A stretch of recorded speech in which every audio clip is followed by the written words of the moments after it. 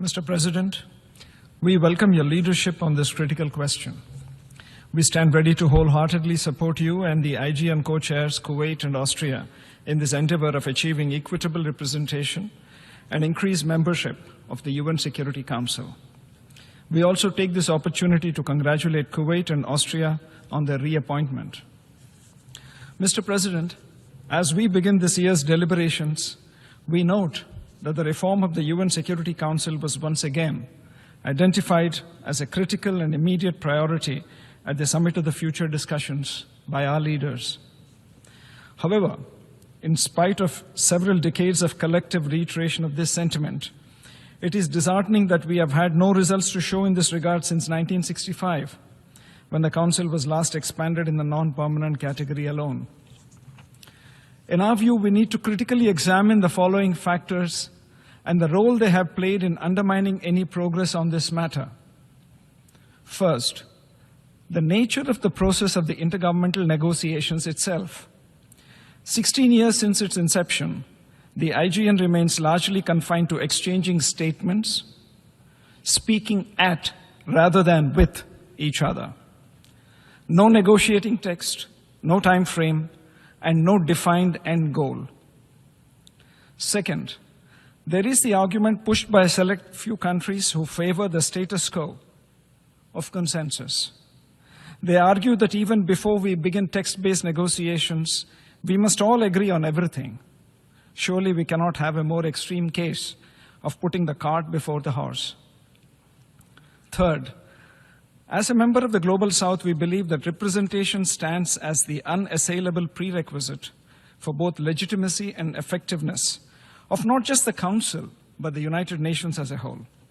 Younger multilateral frameworks have been much more adaptive and nimbler on their feet. An example is the G20, which under India's presidency last year welcomed the African Union as its member. This is proof that with political will, change is indeed possible. The UN turns 80 next year. Tasked with the responsibility for the maintenance of international peace and security, the Security Council has too often found itself paralyzed by the geopolitical realities of today, which have evolved far beyond the realm of that of 1945. In today's interconnected world, Mr. President, a more equitable council is very essential. That sentiment was also clearly reflected in the Pact for the Future, calling for representation of the underrepresented and unrepresented regions like Africa, Latin America, and the Caribbean and Asia. The world of today is vastly different from the world of 1945.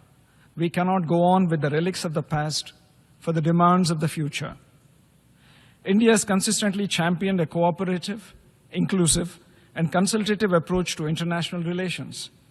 We firmly believe that the calls for reformed multilateralism, with Security Council reforms at its core, is supported by the overwhelming majority of the membership.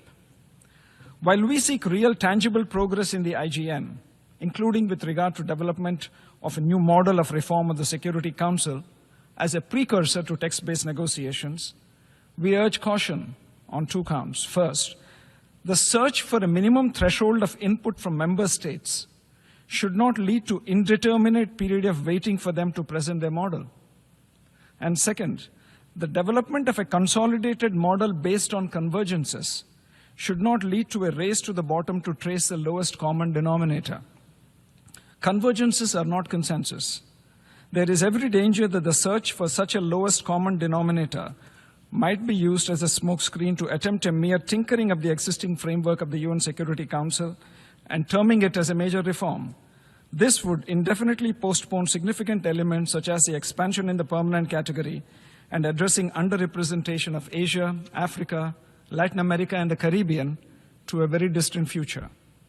India is hopeful that the member states work constructively to ensure a concrete outcome on UN Security Council reforms, an outcome that respects the sentiments of the majority through the time-tested manner of negotiations. The legitimacy and credibility of the UN must be preserved by updating it. That indeed should be our resolution for the UN's 80th anniversary. Thank you, Mr. President.